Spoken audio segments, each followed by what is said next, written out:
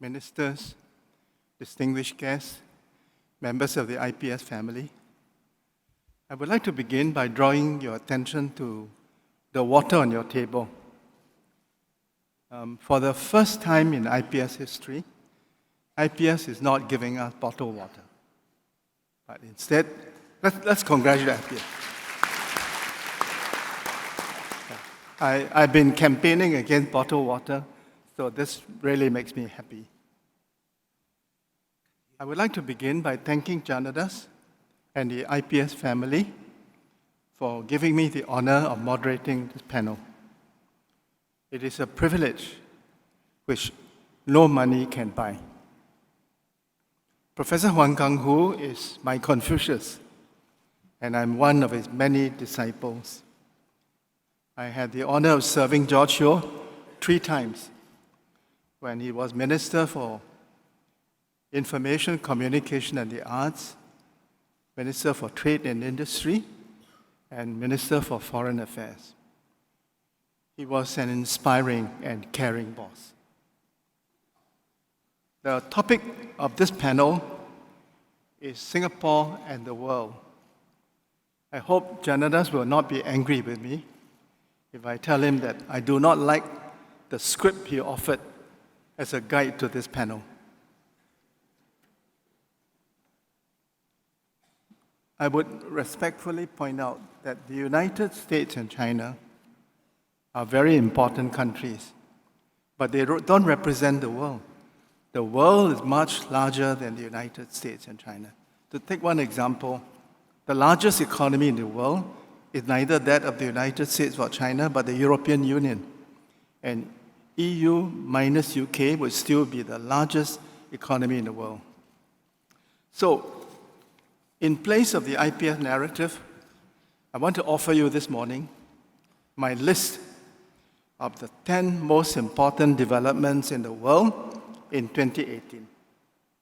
So I begin. Number 1, Singapore's place in the world. Singapore's image, brand equity, and soft power rose to an unprecedented height last year. This was due to our successful hosting of the Trump-Kim Summit, our successful chairing of ASEAN, and to the Hollywood blockbuster Crazy Rich Asians. Number 2, ASEAN successful year. ASEAN had a successful year in 2018. It managed to maintain its unity, neutrality, and centrality. ASEAN was adroit in managing its relations with the great powers. For example, ASEAN carried out joint naval exercises with China last year, and will do the same with the United States this year. Under the chairmanship of Singapore, ASEAN launched new initiatives last year in smart cities, in e-commerce, and in cybersecurity. Number 3, the TPP did not die. When President Trump pulled the United States out of TPP, many people thought that the TPP would die. However, the remaining 11 members of TPP didn't let that happen. They made some modifications, and the comprehensive or progressive TPP has not only survived, it's come into force. The CPTPP is open to accession by other countries, including by the United Kingdom post-Brexit.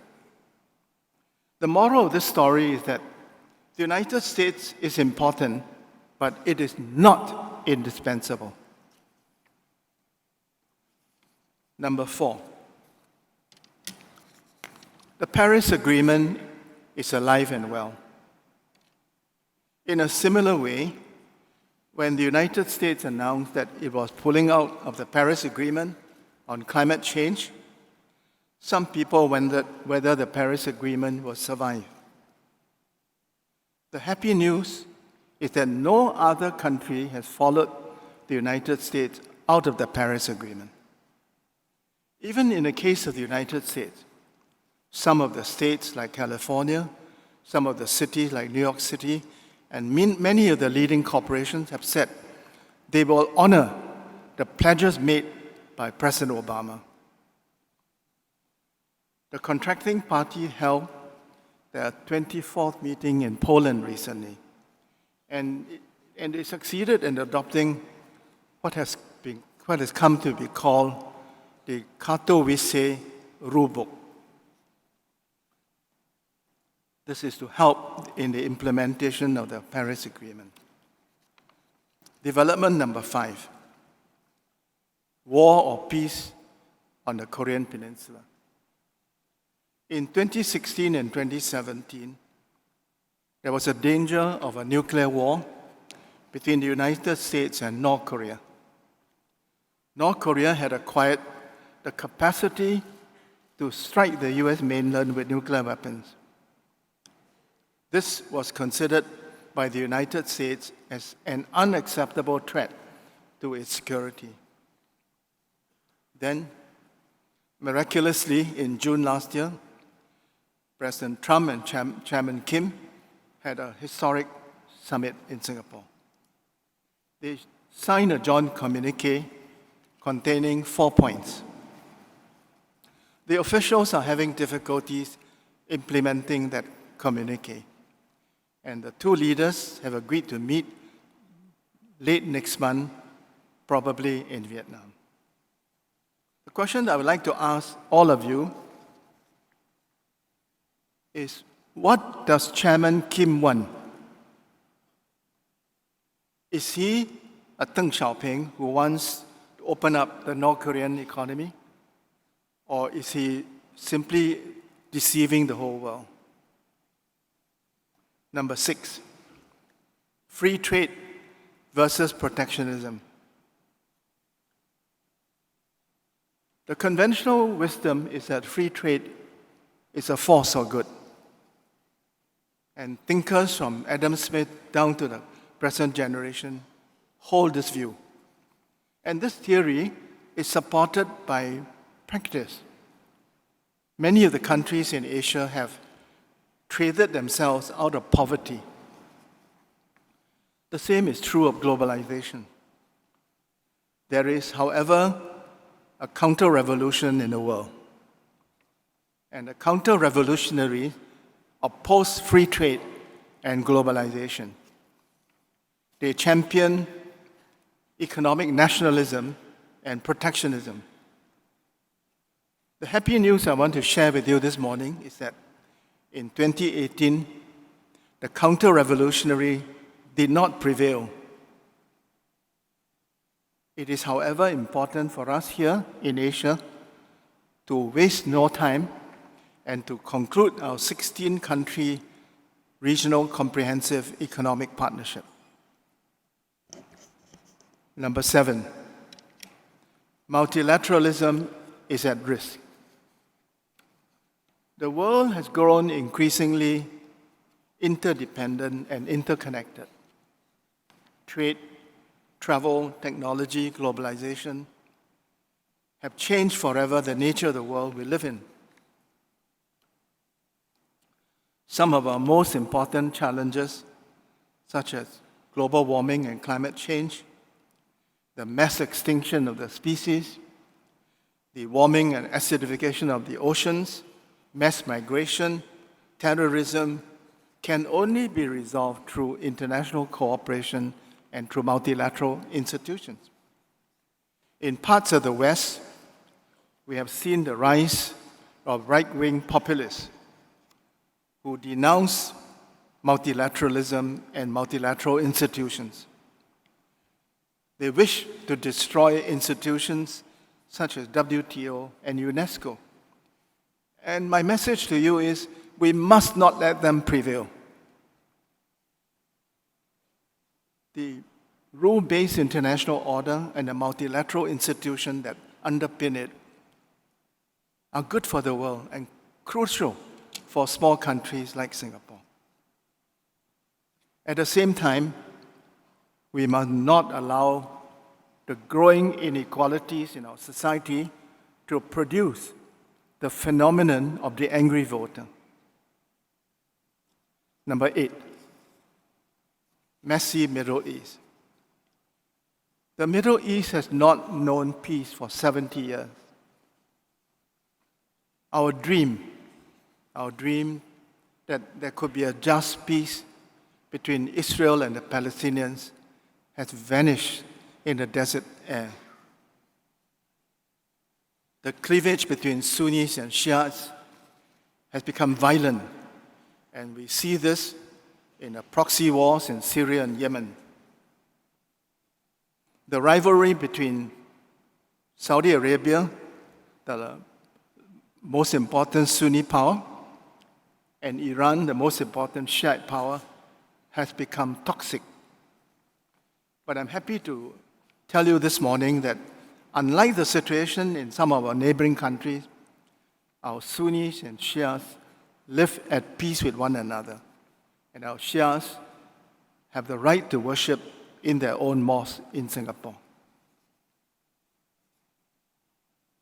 To add to the complication, 4 Arab countries, namely Bahrain, Egypt, Saudi Arabia, and United Arab Emirates, have imposed a blockade on Qatar. And incidentally, all 5 of them are Sunni countries. In the meantime, ISIS has lost much of its territory in Syria, but it is not dead. It has transformed itself into an international force. And the ISIS franchise in Southeast Asia is alive and very powerful, as we saw in the capture of Marawi in the Philippines. Number 9, Europe without the UK. The United Kingdom is the first country to ask to leave the European Union.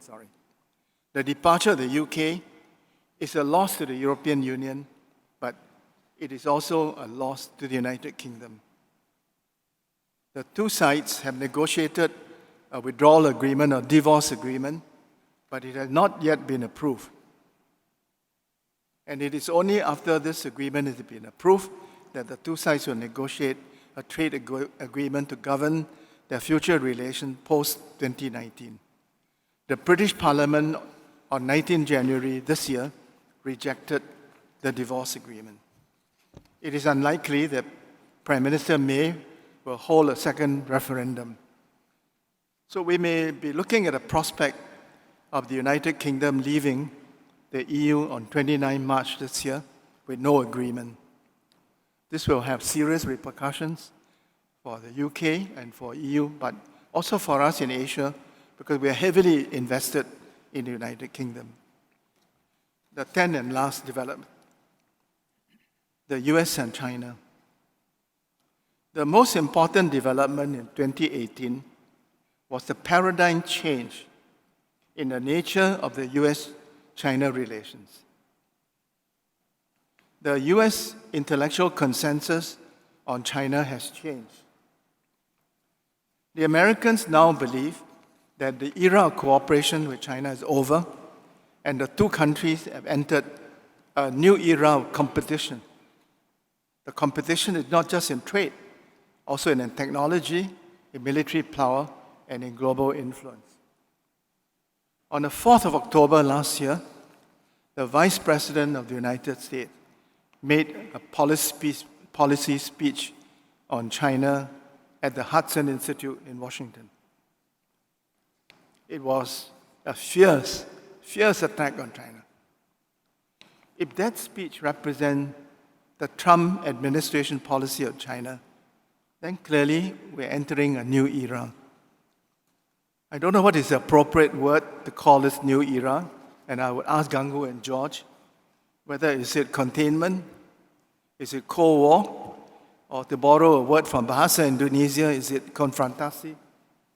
How would you describe this relationship? So my questions for Gungwu and George Yeo are, first, how would they describe the current relationship between China and the United States? Second, Has the rise of China created fear in the United States in the same way as 2,500 years ago, the rise of Athens instilled fear in Sparta, which made war inevitable? And my third question to my two distinguished panelists is, are the United States and China destined for war? It now gives me great pleasure to invite the 88-year-old sage of Singapore, Professor Wang Gungwu, to enlighten us.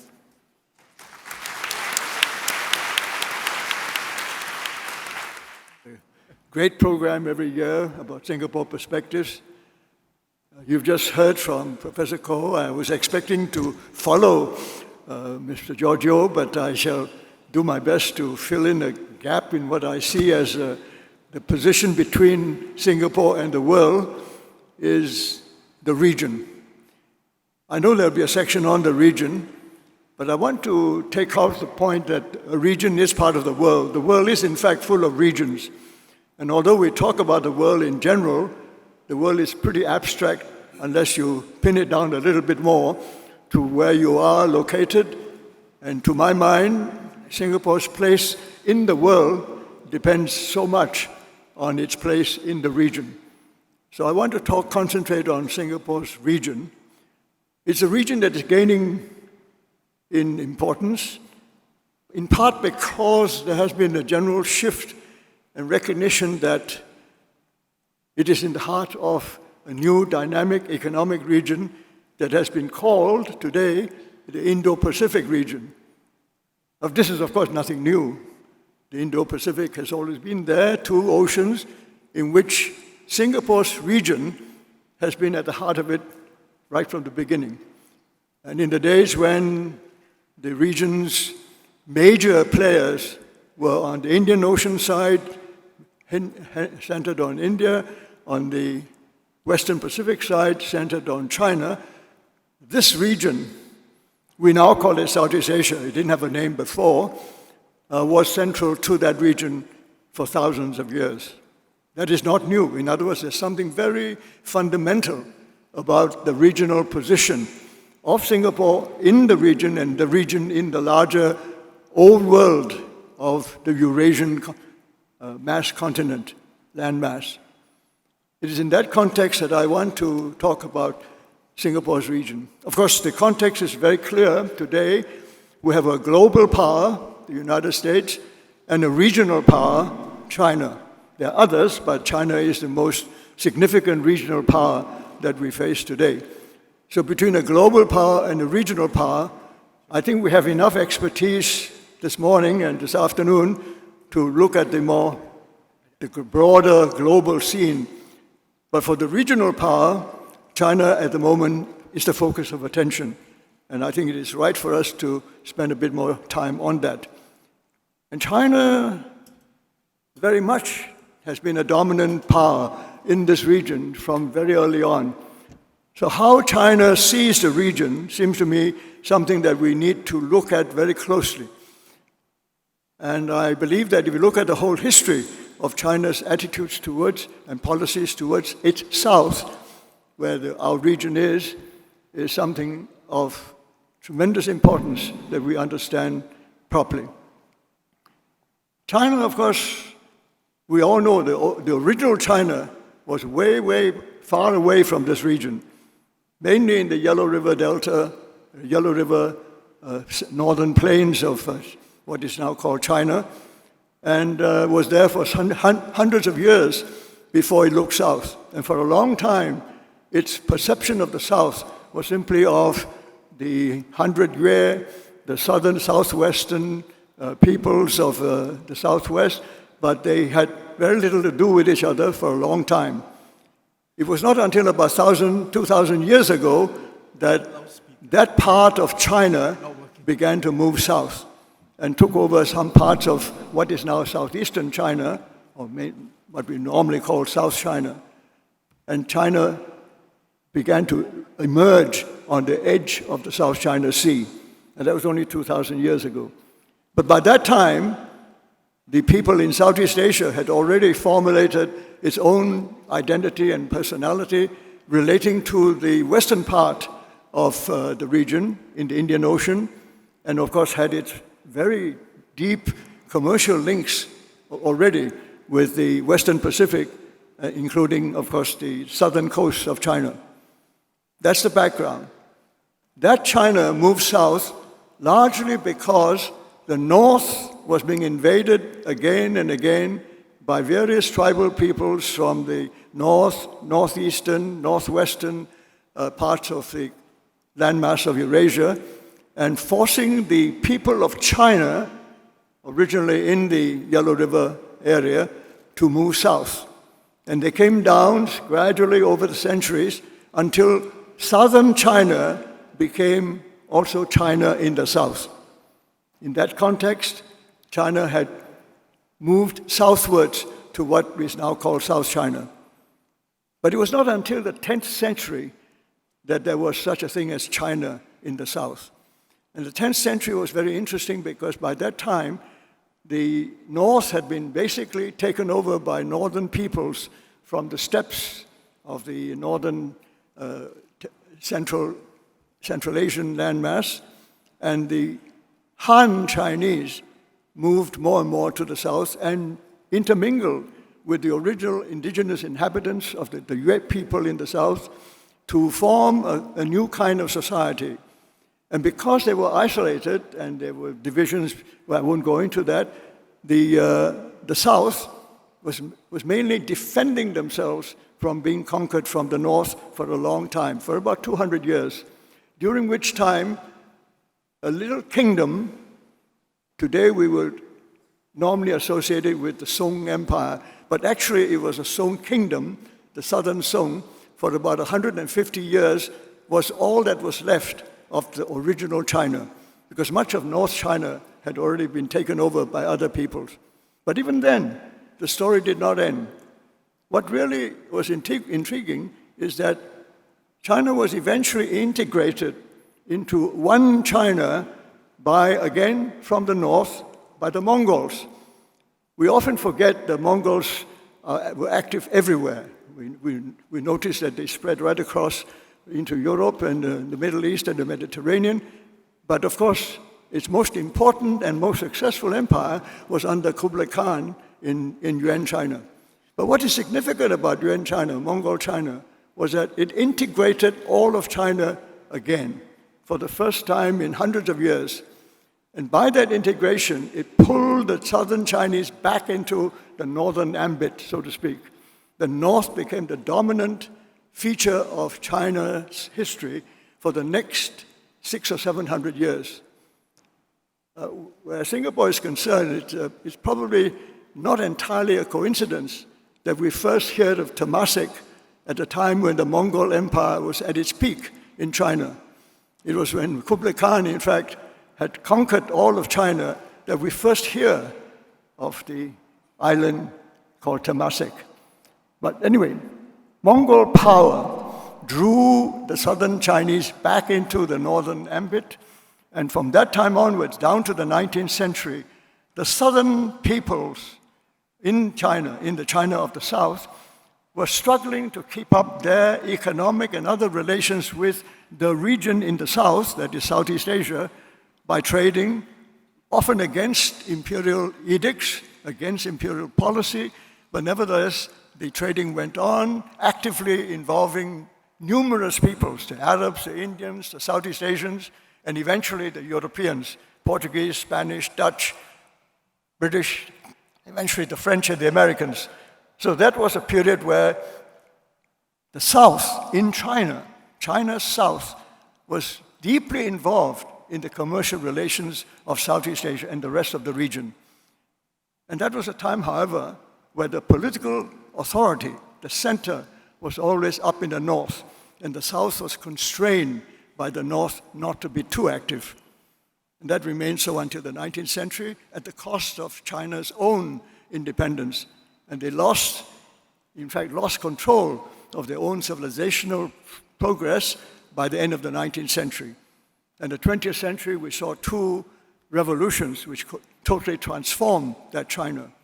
But that transformation itself deserves our special attention, because those two revolutions changed the nature, the structure of Chinese society in some very profound ways. For one thing, what South China represented for all those centuries of northern dominance was a group of people who were primarily entrepreneurial, commercial, technically oriented, who were very enterprising and were trying to create a new economic environment for themselves, while at the same time being politically dominated by the forces in the north. But this tension between northern political and military power and southern entrepreneurial and technical expertise remained throughout that whole period down to the end of the 19th century. But the 19th century, the opening of China, gave the southern Chinese entrepreneurs in particular, but also their technical and scientific talents down in the south, an opportunity to rise above their positions, the lower positions that they were allocated through the centuries. That transformation, fundamental transformation in Chinese society, has now created a new China. And the two revolutions that occurred, the ones in 1911 and 1949, totally transformed that structure. It was a structure in which the literati, together with the military and the peasantry, formed the basis of that society. But after the two revolutions, what had happened was, fundamentally, the technologists, scientists, and entrepreneurs rose in their positions in the society, became invaluable to the economic development and the progressive development of the country. And the literati took another form, in the form of the party, a new concept, a new kind of organization drawn from the Western experience and Western political structures, a party in which a new literati, together with the military, formed the ruling elite. But balancing that was an emerging power of the scientific, technological, and enterprising entrepreneurial sections of society, forming a balance in the structure. This is new to China. But this, of course, really took shape under the reforms of Deng Xiaoping. When Deng Xiaoping reformed China, he basically created a new balance in which the party, elite, and military was balanced by the scientific, technological entrepreneurs of the southern origins. And that balance remains, I think, what we look at today in China's relations with our region in the south.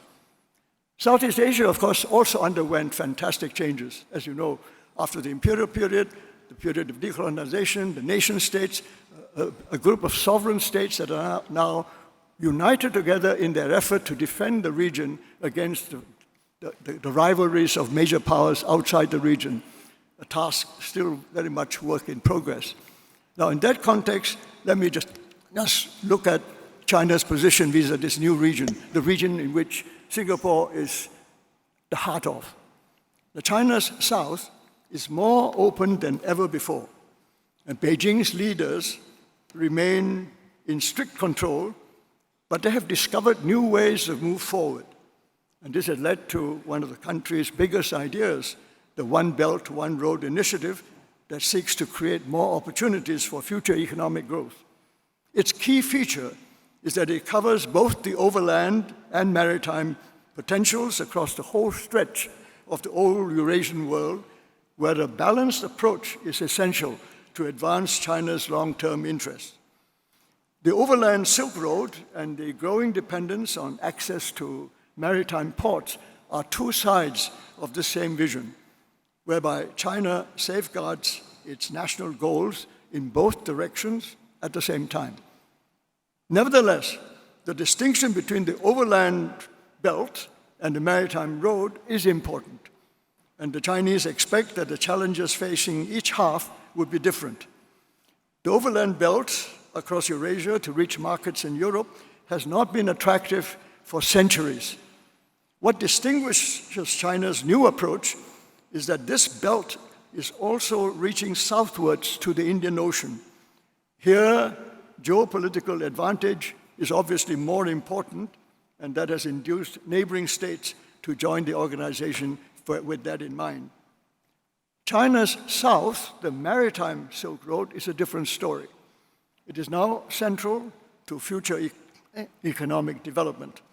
Keeping the waters secure for China's maritime linkages has never been so vital, never in its own history. For the first time in its history, the South is an existential problem for its national interests. There are at least three dimensions to that changing condition.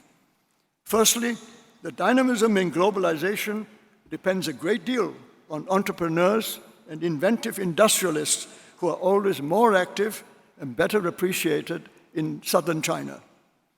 Chinese northern leaders claim to understand the need to give them fuller rein to devise the best methods for their initiative to grow, but they are still too prone to impose tight controls on the slightest provocation.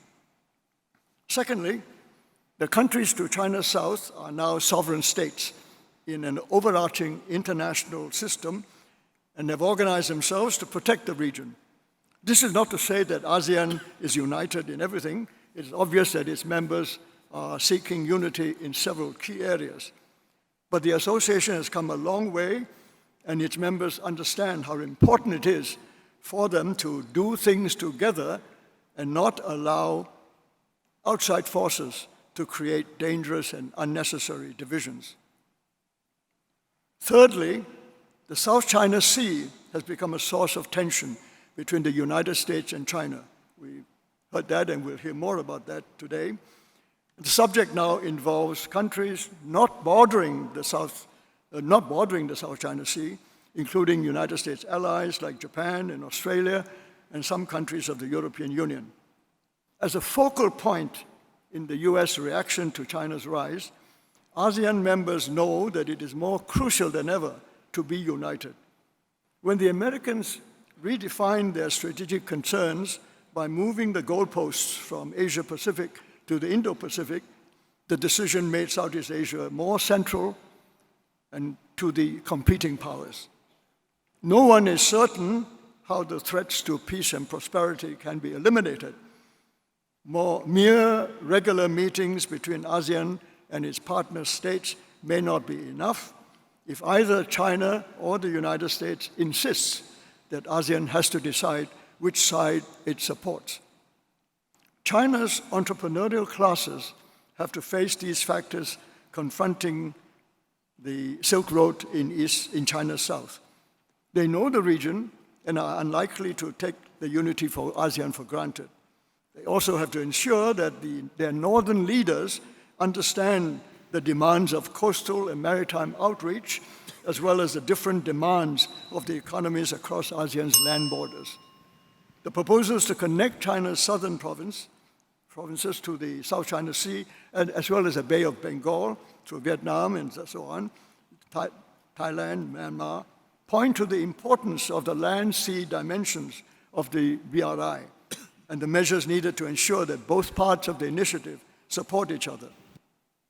Furthermore, there are now millions of settlers of Chinese descent in Southeast Asia who are loyal to their respective nation states.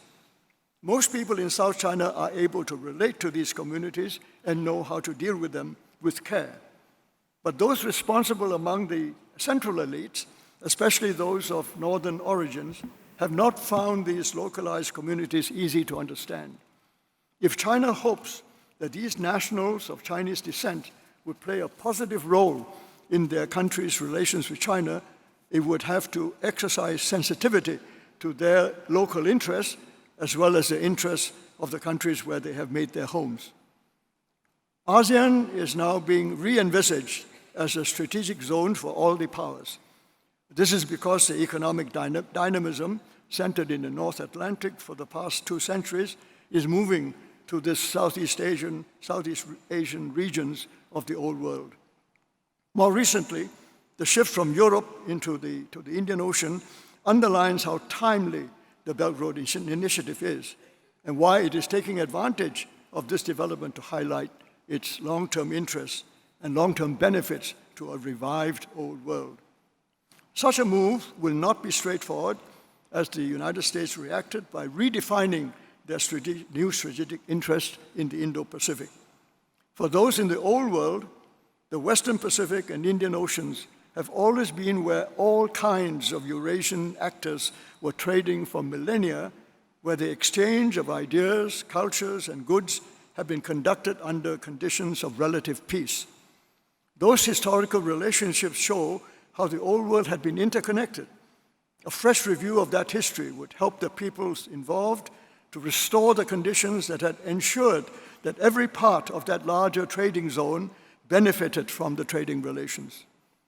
The Indo-Pacific, as redefined by hegemonic power on the other side of the Pacific, means that Southeast Asia, as the only region that faces both oceans, will become more critical than ever. Singapore, once part of the commercial zone that connected the two halves of the old Eurasian world, has been transformed into a global node in the Anglo-American order. Given that its location is also central to China's future in the south, the city-state would need to find new ways to perform its dual roles, one in a revived Eurasia and the other in a globalized world. It will not be doing that alone. But it will have to devote much of its energies to ensure that fellow members of ASEAN all understand the region's role and will continue to work together to avoid being destroyed by big power rivalries. Thank you.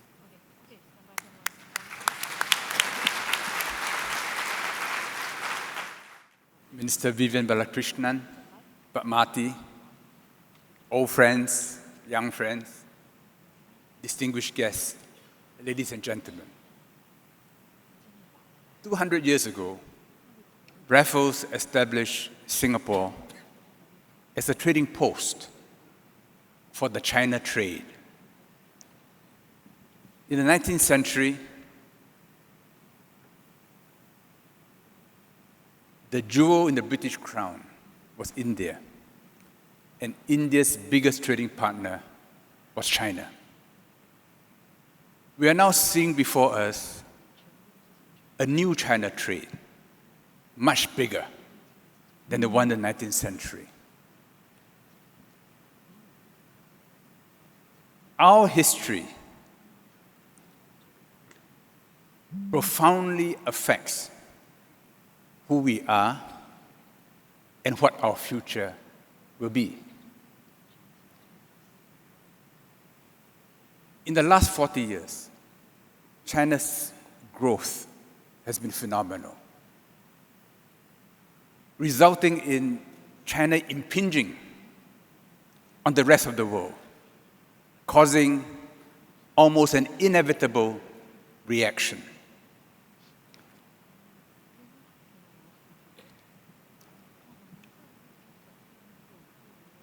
If China's GDP per capita,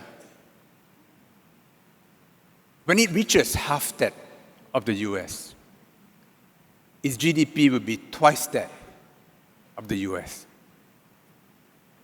When China's GDP reaches 2/3 of the US, its GDP will be roughly that of the US, EU, and Japan combined. I think it's entirely possible that China's per capita GDP reaches 2/3 of the US. So this is the future unfolding before us.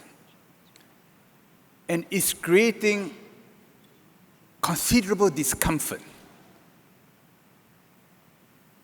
in the neighborhood and beyond. In Asia, countries are going back to the history books to try to figure out what China was like in the past. Because in that past lies opportunities and wisdom for the future.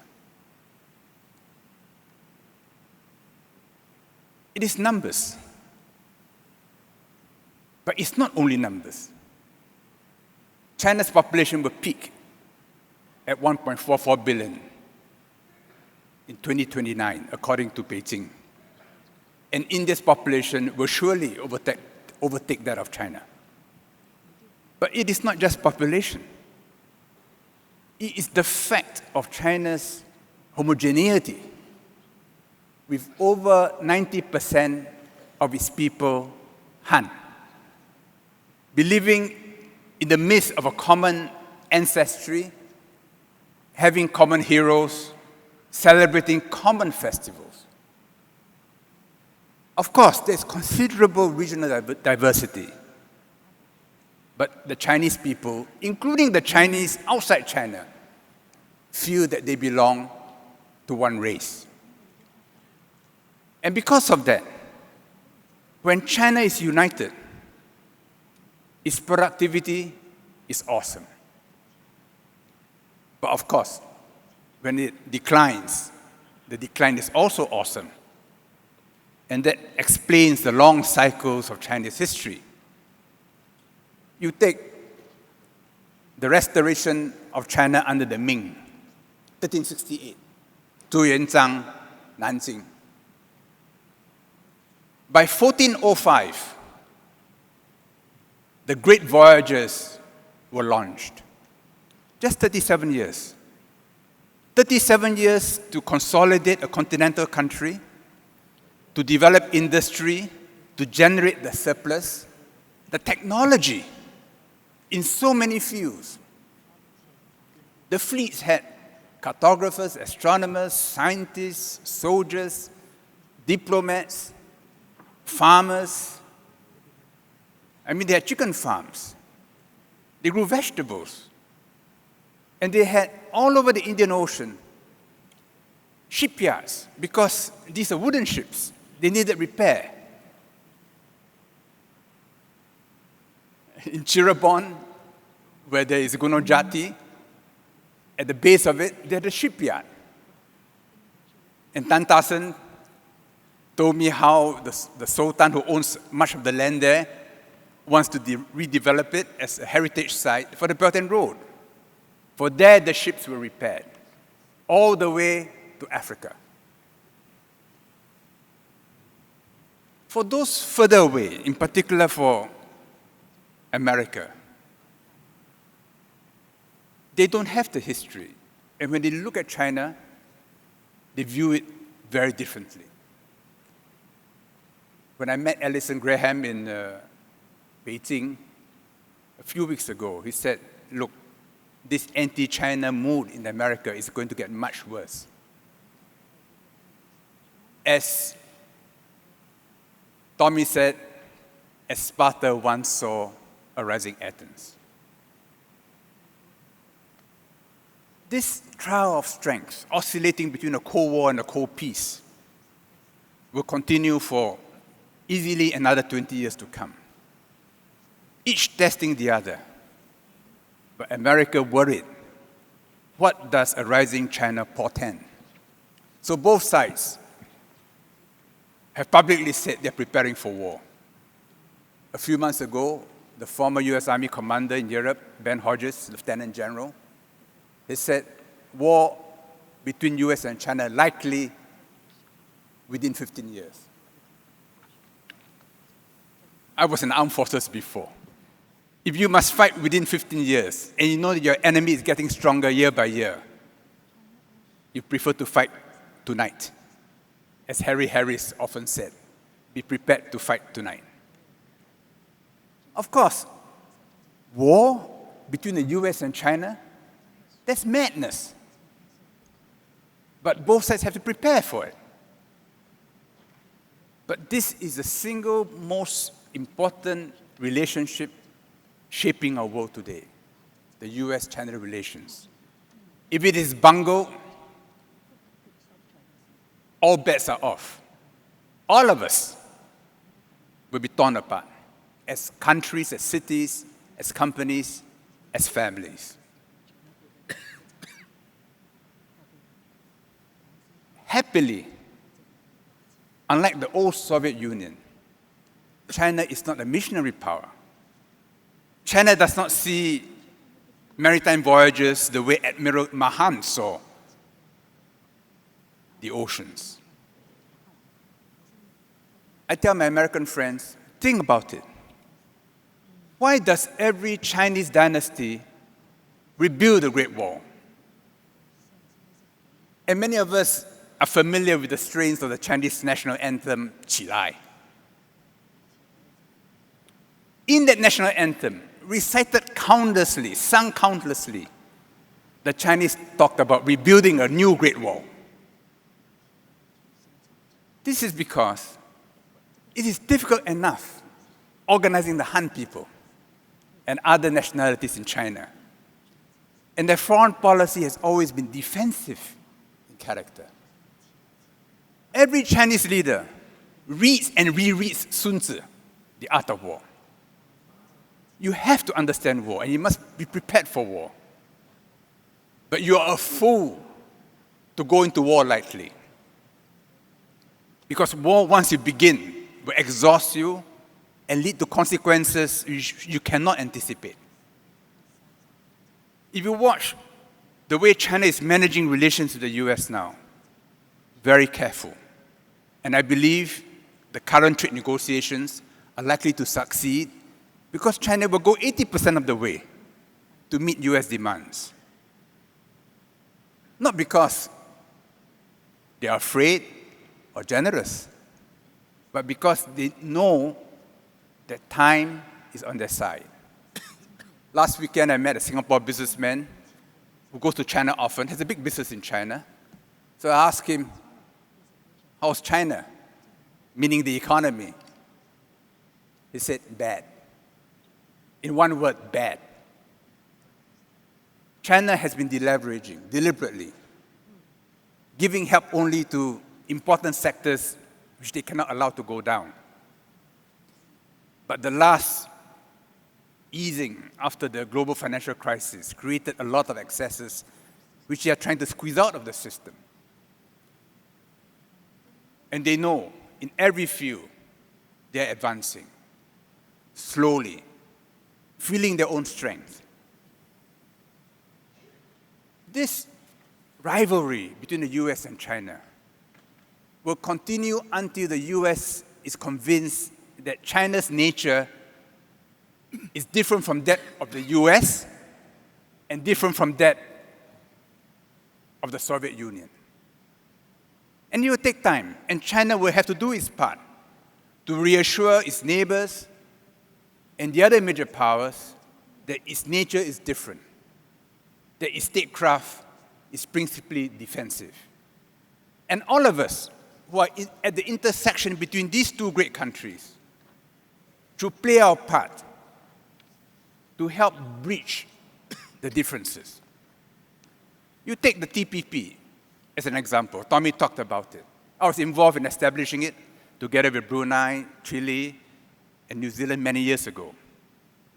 I remember trying to persuade Shi Guangsheng, China Trade Minister, to join. He said, no, we have already given too much joining the WTO. We can't do this.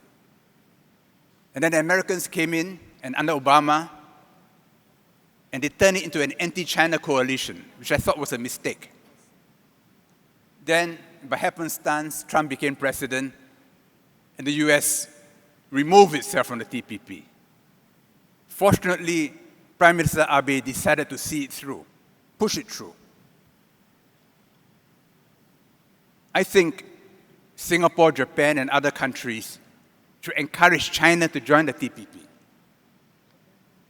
But prolong the negotiations. This will encourage, even force the US to come back in. Because if it's the US and the TPP, including China, it'll be a problem for the US. But we must do this artfully, coordinate the negotiations so that they join at the same time. And whatever China is prepared to give to the US, we say, give it to the TPP. Now, intellectual property is the single most important trade issue in the coming years because of digitalization. When Tommy negotiated the free trade agreement between Singapore and the US, IP was a big issue and threatened to derail negotiations. And I remember as trade minister calling a special meeting, and we asked ourselves, what is our own future?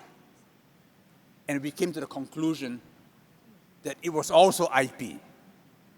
So So instead of fighting the US, we went with the US, and today Singapore is a major intellectual property center in all of Asia, to our great advantage. So it is in China's interest to move on IP, and it's in the US interest.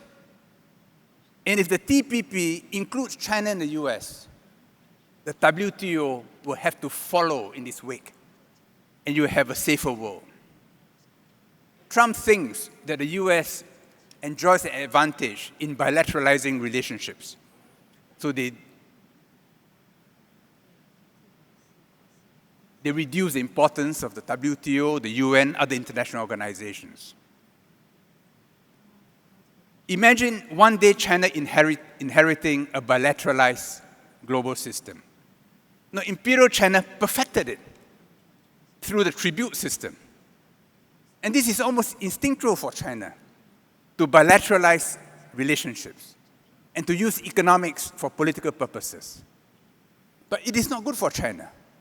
And it is not good for the US or any of us for the world to become like that. So moving on a TPP, getting both China and the US in, is in fact an important road to a much safer future for all of us. For Singapore, every country, every region is now re-triangulating because of the rise of China. And for Singapore, ASEAN is very important. Because ASEAN gives us buffer, shelters us from the cold winds of superpower rivalry.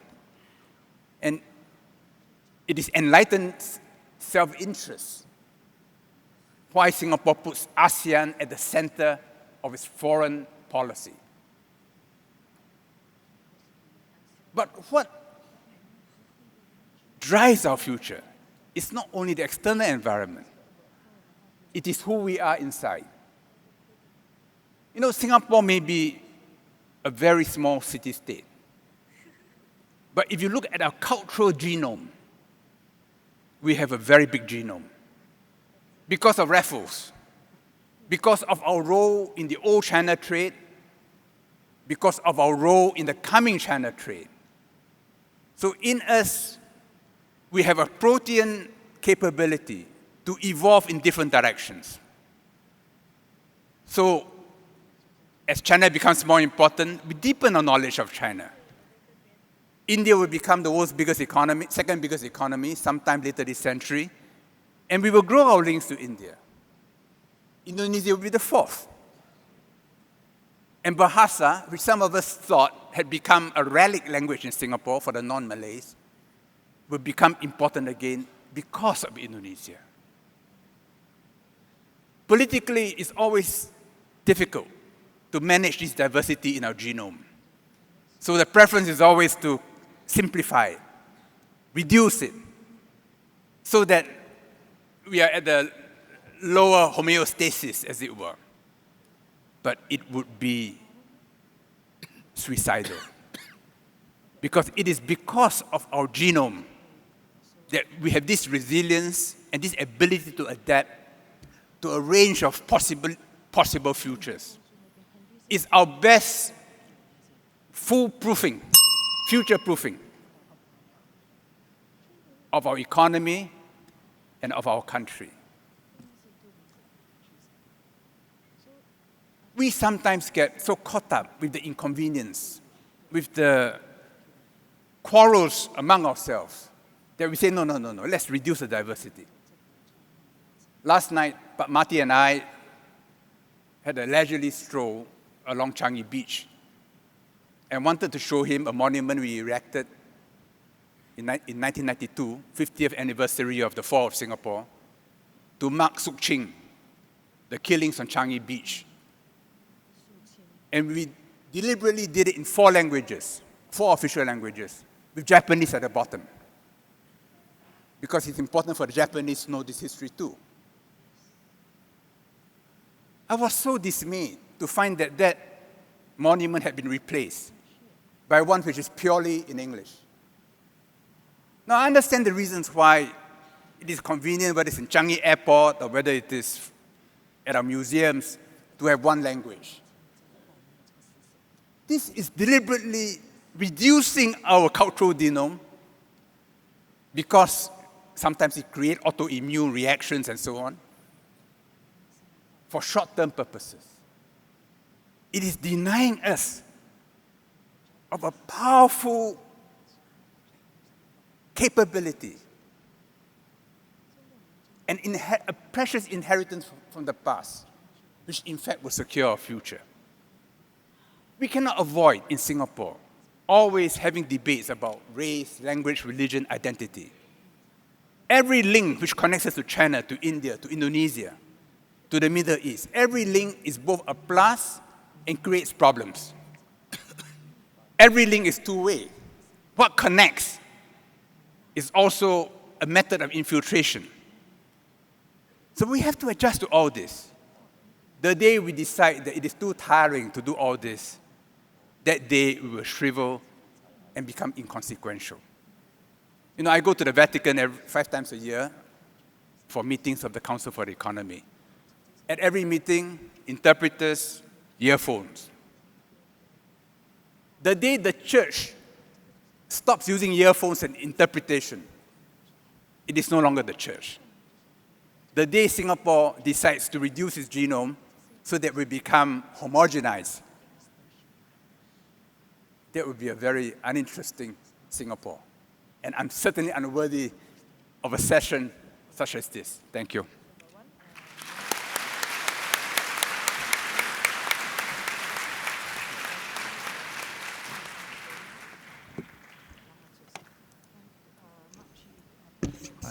I thank Prof. Wang and George Yeo for their presentations. We have about 20 minutes for the Q&A session. I would like to have the privilege of asking each of the two panelists a question. So I start with you, Gungwu. Gungwu, as a historian,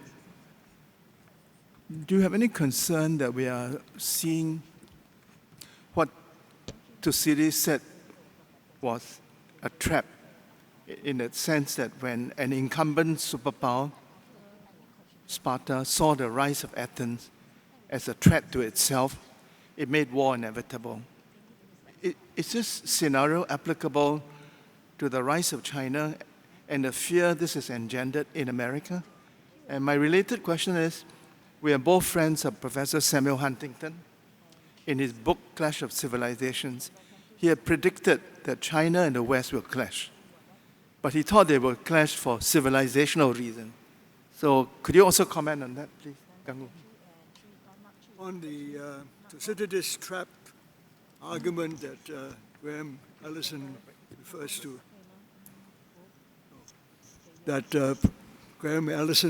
to, so often, I think there are analogies. For example, when China was powerful and recognized the threats of the Xiongnu or the Turks or the Mongols or the Manchus, they did their utmost to prevent these forces from becoming strong enough to destroy China. But the major difference that I sense at this stage is that China, the court of China, was always very confident of its ability to deal with those threats. And although they failed several times to contain those threats and actually were conquered by these invaders, nevertheless they managed to revive themselves each time and reasserted their Chinese identity successfully. So this has given the Chinese people over 2,000, 3,000 years considerable confidence in their capacity to revive themselves no matter what the difficulties were. I'm not sure that the Americans at this stage, whether they are like Sparta, when seeing the rise of Athens, have the same confidence in themselves as a relatively new country. They have not been tested in that way. Of course, America has tremendous advantages. It's so far away from everybody else. It has really no threats to the American nation itself. The country is completely without real enemies. And from that point of view, it's actually very hard to understand how the Americans should feel threatened by anybody. So the only way we can interpret the American position is not that they are threatened, but that hegemony is being threatened. In other words, They see themselves as being the masters of the world, that they are responsible for world peace, prosperity. They are the people who created this new order, and anybody who disturbs that order must be put down. I mean, this is the other side of the interpretation. So that has nothing to do with Sparta and Athens. That's a completely separate kind of analysis. That's how I see it. Huntington? Oh, as for Huntington, I have always disagreed with Huntington on the use of the word civilizations. I always thought the clash was always between political units, powers, empires, and so on. They may use civilization as an excuse for fighting for whatever interests they may represent, but it is not civilizations that clash. It are those people who use civilizations or find civilizations useful to make an excuse or give a reason for rejecting or trying to terminate or destroy a rival civilization or rival power that represents a different civilization. So ultimately, that's about political power. Civilizations in themselves, I personally take the view that civilizations affect one another always positively. In other words, people learn from each other's civilizations. In fact, the human race has grown wise and relatively prosperous over the centuries and made progress because we have always been relatively open. Not everybody is open, but those who are open learn the most, and those who are open and willing to learn become eventually more successful and more progressive than others. Thank you. George, I hope you don't mind if I pick a small quarrel with you. If you read today's Straits Times, there's an excellent article by Sumiko Tan summarizing this year's Davos. And she said this year's Davos was dominated by three themes: China, artificial intelligence, and business for good. What? Business for good. That means can you run a profitable business and at the same time do good for the environment and for the world. On China, she said that the dichotomy in Davos was, is China the big bad wolf or is China a benign power? Yeah? And I noticed in your written presentation, and I quote here, you said it is not in China's nature to be a missionary or colonizing power. Many Singaporeans share this benign view of China that you hold, but it is not consistent with the facts. Yeah? So I want to challenge you. In Gungwu's speech, he said during the Yuan dynasty, China attacked Japan, Korea, Vietnam, Champa, and even invaded Borobudur and Java. Gungwu also said the Qing emperors extended China's frontier northwards and westwards to the current territorial boundary of China.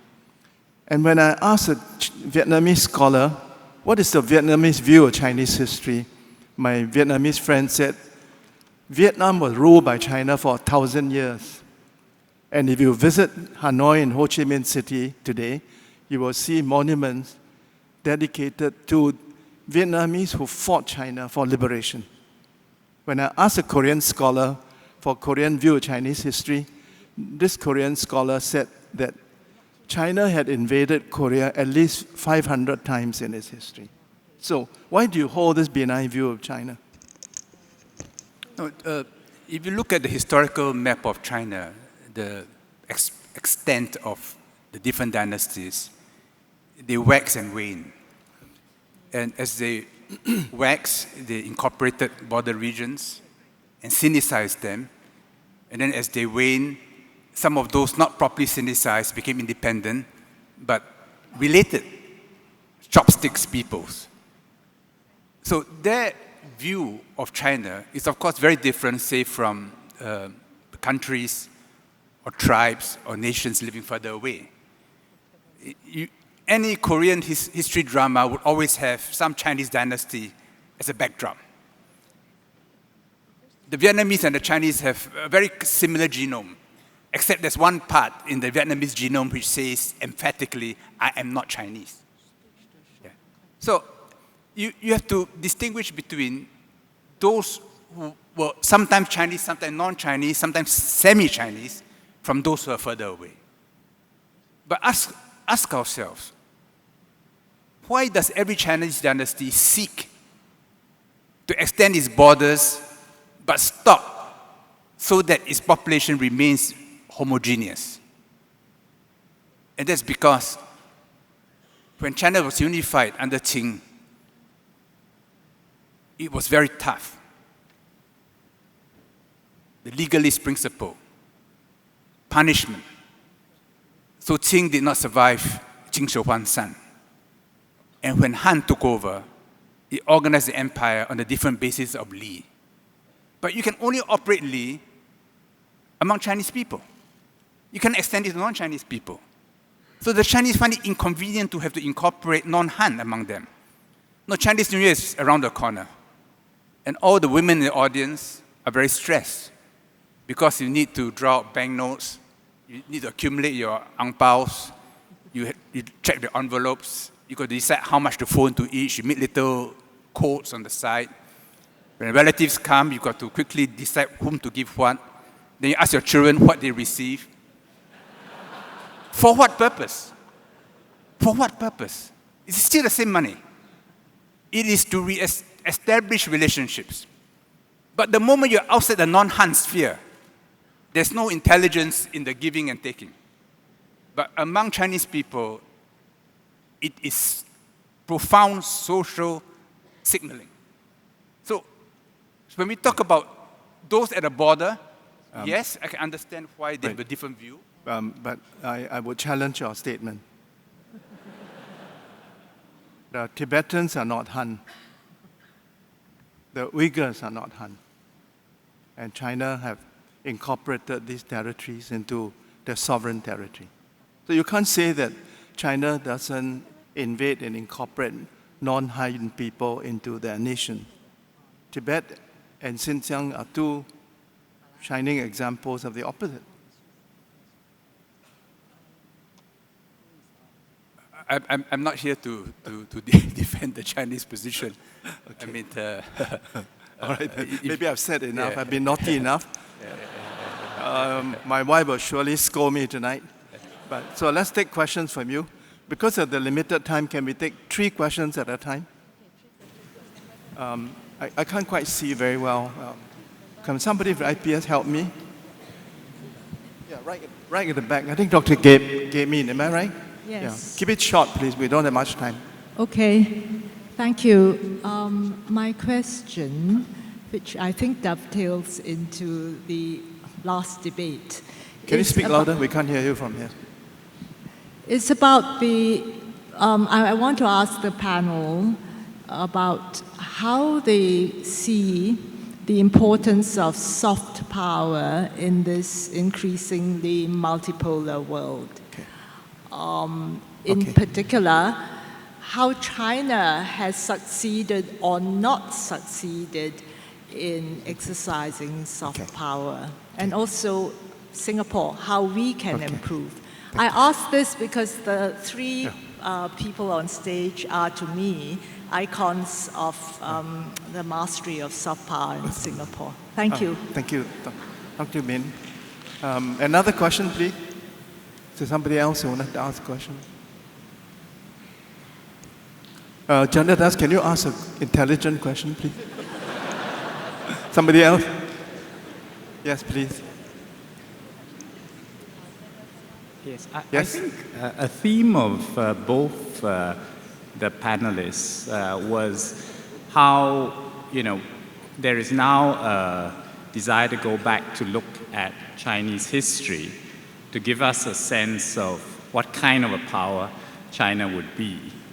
One of the things about Chinese history was that the adversaries it faced were numerically quite small relative to the size of China itself. And that allowed it to develop a certain kind of foreign policy, i.e. the tributary system. So what's your question? Yeah, going forward, countries like the US, even if they're half the size of the Chinese economy, they are still very big. So can China maybe make some missteps or have a different sort of a trajectory? Or could its past actually lead it to, do to some missteps, like for instance, being a bit tone deaf, like in the South China Sea conflict. All right, Thank you. Thank you. One more question. Anybody? Yeah, please.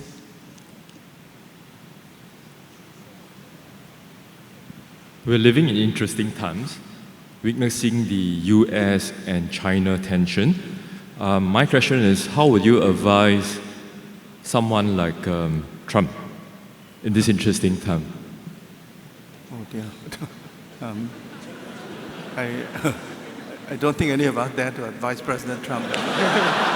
But why don't I ask George to go first? George, the three questions, soft power, what advice for President Trump, and learning from history. I think for China, it's very important to be immersed in this history because it's impossible for the Chinese to do anything without reference back to their own history. So they are very much imprisoned by their own historical precedents and models, even in communist China. As Wang Gungwu said, if you look at the Communist Party, well, it's just a revival of the old Mandarin name, but using Western terms and Western concepts. And it's not just historical China, it's understanding the China of today. When Lee Kuan Yew was a student in England, he took part in labor politics, and he had deep knowledge of the British establishment, and that enabled him to secure their support when he was fighting the left in Singapore. And when we were about to leave Malaysia, he knew that the British would stop it, so he kept it a secret from the British. Then in 1968, he decided better learn more about the Americans, so he actually took a term off. He took time off to spend a term in Harvard, where he met men like Henry Kissinger. Because at that time, if we didn't understand the US deeply, we would not make the right decisions. In the same way, looking ahead, I think we have to immerse ourselves in China much more in order to understand its nature. China statecraft may be defensive in character generally, but it's also capable, entirely capable of bad behavior. I was foreign minister for 7 years and learned many lessons. So the more we understand China, the more useful we are, not only to China, but also to ASEAN and to the US. And China has got to also adapt itself to countries like Singapore and to the others. And I watched with great interest this improving relationship between China and the Vatican.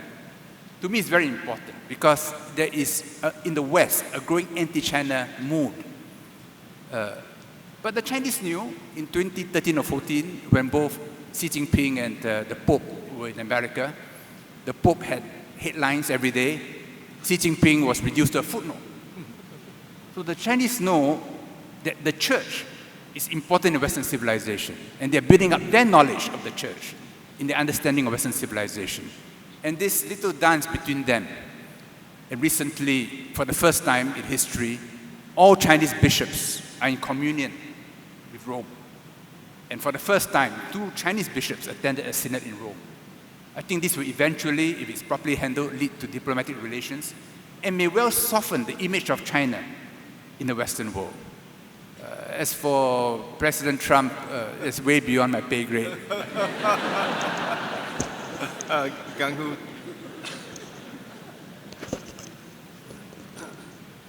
I'm not sure I'm qualified to give any advice to President Trump. I have a feeling that none of his advisors get very far with him anyway. The question about soft power is a particularly intriguing one. Of course, the definition of soft power came from the West, from the United States, Joseph Nye. And his interpretation of soft power is something, I think, not really very clear to the Chinese. I don't think they fully understand what Joseph Nye was talking about. I'm not even sure sometimes whether the Americans understand what soft power is about.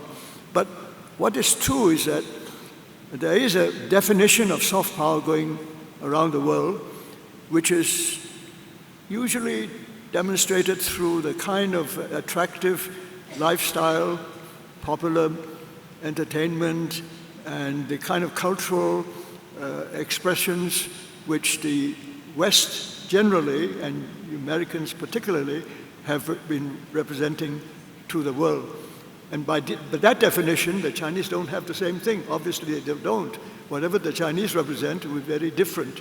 And if you are enamored of the soft power that Joseph Nye defines, well, that makes you, in fact, very unwilling to accept anything that the Chinese have to offer. And when the Chinese imitate the West and offer something like it, it doesn't sound really genuine. Now, that's the particular weakness of this concept of soft power. But if you take the Chinese point of view, when they set up all these Confucius Institutes and so on, what did they have in mind?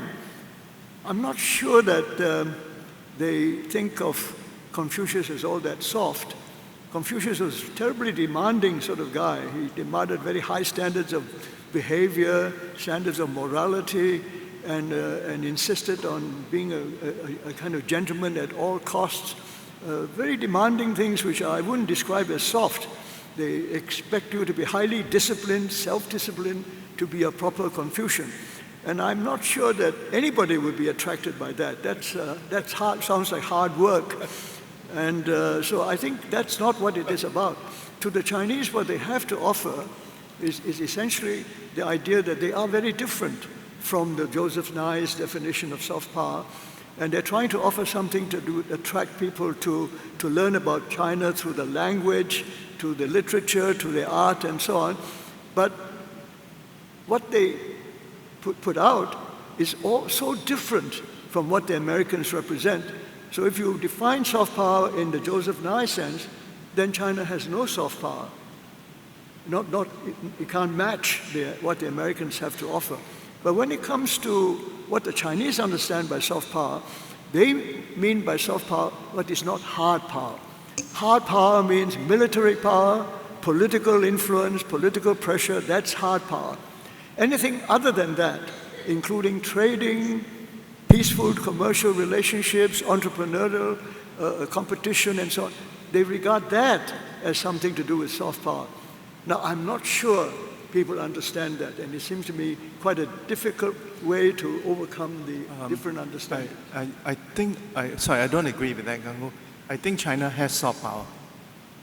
And this was brilliantly put on display at the opening of the 2008 Beijing Olympic Games. It was so beautifully curated. It showed the world that China has made so many contributions to civilization.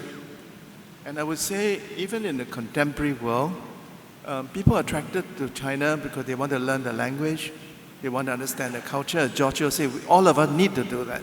They're interested in Chinese literature, they're interested in Chinese food. The whole world loves Chinese cuisine. When Chinese sports person win major tournament like Li Nan did, Australian Open, this added to China's soft power. So I think that China has soft power, and I think it intends to compete with America, not just in hard power, but also in soft power.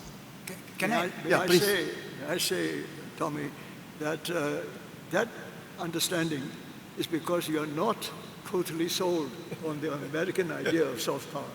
If you're open-minded about that, you can find soft power in China. Yes. What I'm talking about is that whole new generations of people around the world are sold on the American idea of soft power.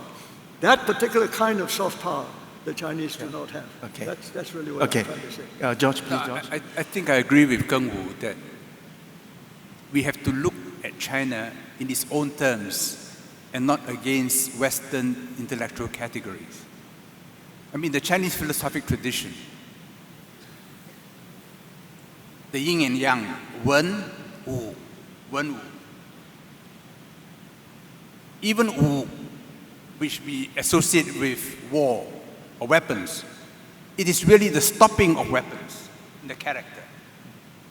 The entire philosophical tradition is, if you have to fight, you have to fight. But if you fight without thinking through, you're harming yourself. So everything is about how to avoid having to fight. If you read Sun Tzu, the supreme commander achieves his objective without having to fight. Yes. And I think that's what China is trying to do. So when you face a problem with China, they're very slow to threaten militarily. They will use rhetoric. They know all the acupuncture points. They twiddle you here, twiddle there. Before you know, you're feeling some neuralgia. Then they prescribe bitter herbs. Then they look at you again, and then they adjust the treatment. They will try to avoid surgery at all costs. Now, do you call that soft power or hard power? Well, that's Chinese power. Thank you, George. Let's take 3 more questions. I think then we have to conclude this session. 3 more questions, please. Hi, Prof. Yes. Oh.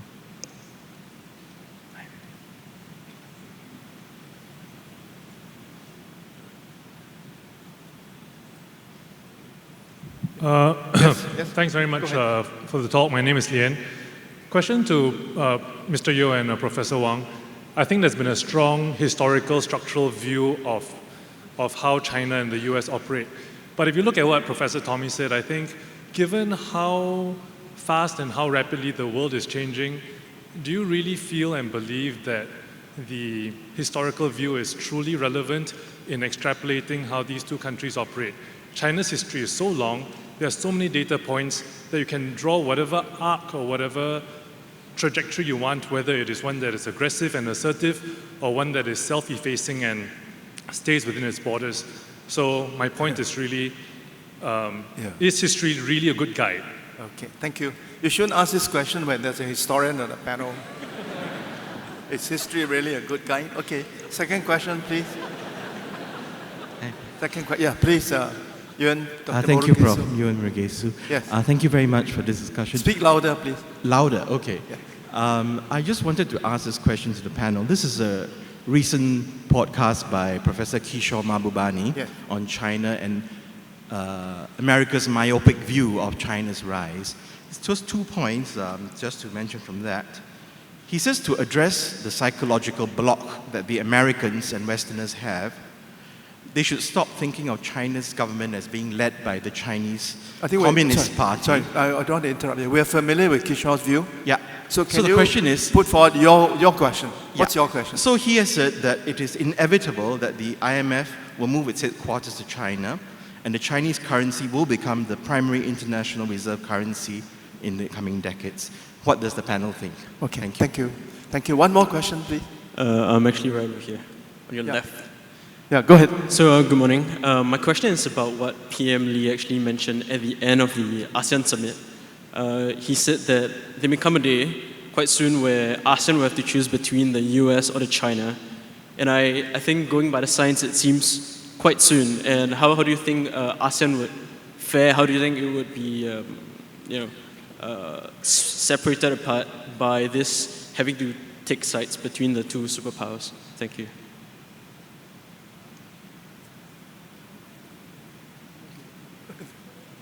George, you understand that last question? Yes. Okay. So let's say there are 3 questions. We have difficulty hearing you from up here. Yeah, we because can't of the quite acoustics. hear, no? So the 3 questions I think are: 1, is history really a good guide, right? Second question is, quoting from Kishore Mahbubani, does the United States understand China? I think the answer is probably no. And third, a question on ASEAN which I didn't understand. George, can you go first? There's a question on the IMF Yes. and China becoming the world's reserve currency. I don't think China wants to be the world's reserve currency. I don't think it wants to take on the responsibility.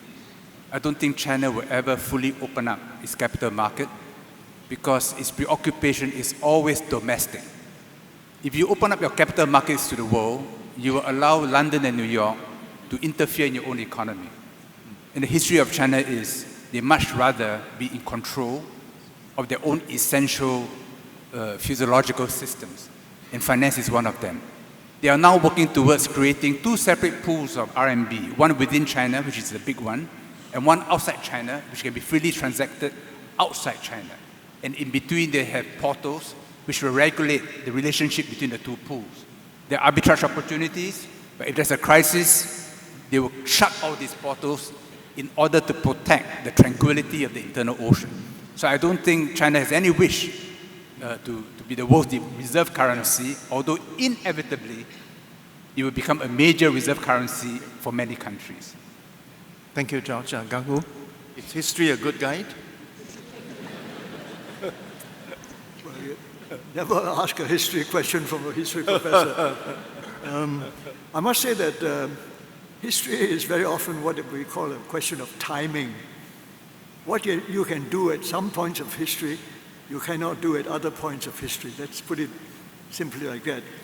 For example, when the Chinese, in fact, taking your example of the Tibetans and the Uyghurs, when the Chinese could move to the Uyghur and Tibetan territories, it actually wasn't done by the Chinese.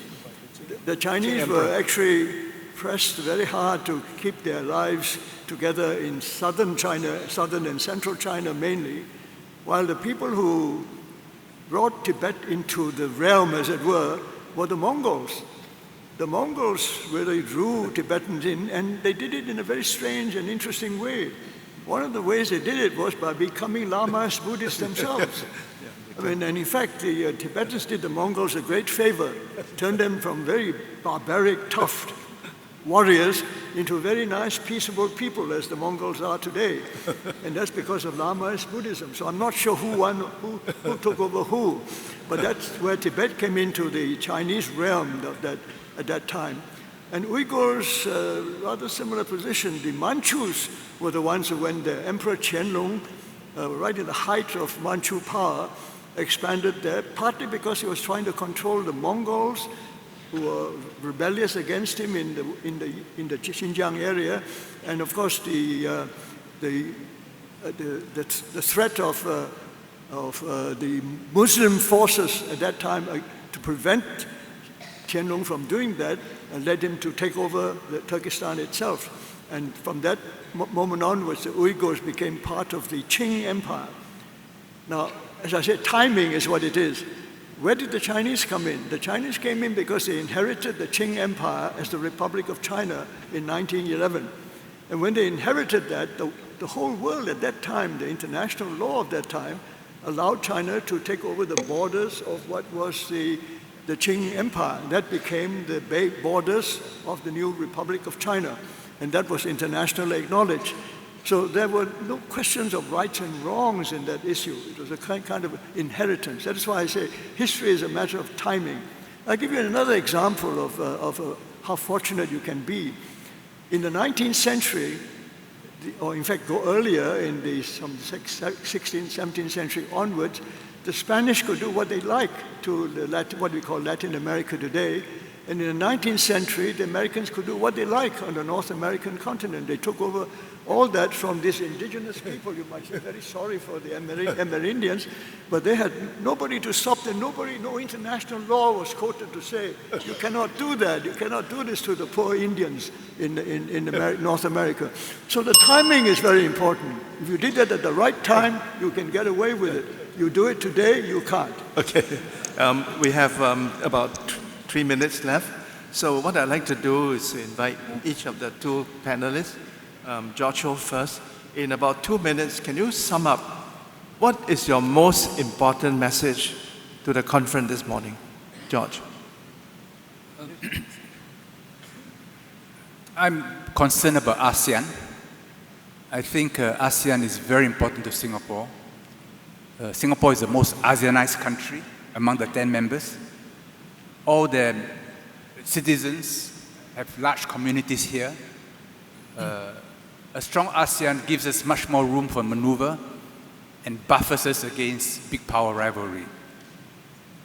It's important that Indonesia takes the lead. I had a long conversation with Mati last night on this, because without Indonesia taking the lead, it's very difficult for ASEAN to coalesce a common position. In my years as trade minister and foreign minister, I always made it a point of principle to align Singapore's interests with that of Indonesia's, harmonize our positions, and then together we can do much to influence all of ASEAN. And I hope that in the coming years we will spend much more time developing our relations with Indonesia. The second point is more important, which is ourselves, and how we see ourselves. How do we see What does it mean to be a Singaporean? When I was a member of parliament, I always gave more or less the same speech, handing out new ICs to new citizens. And I said, wherever you come from, those links are important to us. Do not cut off your links to China, to Indonesia, to Myanmar or Thailand. These are all assets to us. There's only one requirement to be a Singaporean, which must be that you open your heart and your mind to others. You must be bigger than what you were to become Singaporean. When recently President Halima and President Putin broke the ground for a Russian Orthodox Church in Singapore, many Singaporeans were not aware of this. But I met a Russian businessman who was with President Putin on his trip to Asia. He said for days afterwards, Putin could not stop talking about it. Because to have a Russian Orthodox Church in Singapore, complete with golden domes reflecting the sunlight, it meant that in our heart is Russia. And that mattered to him. And that must be how we are seen by others. That must be how we see ourselves. I would just point out that this Russian Orthodox Church in Singapore, which is being built, like many other good things, are the legacy of George Yeo. So let's give him a round of applause.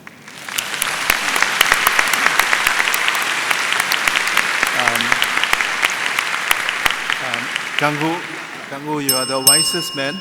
Could you just in 1 minute give us a word of wisdom? I have to say, if you give me 1 minute, I have to say ASEAN, ASEAN, ASEAN. Okay. That boils down to it all.